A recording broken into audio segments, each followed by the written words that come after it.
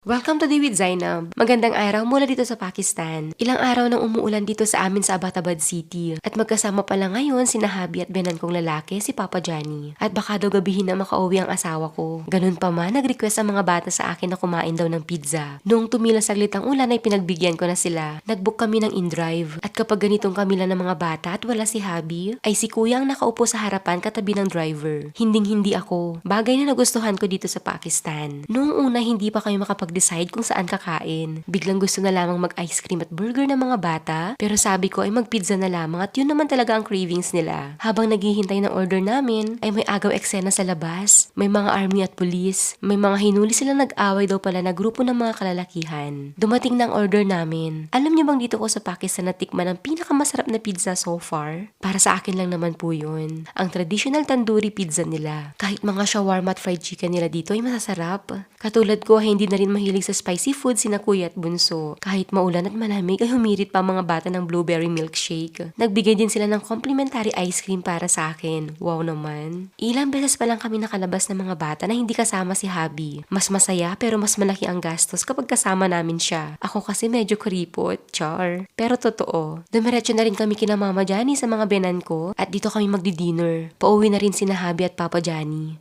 Hanggang sa muli, Allah Hafiz.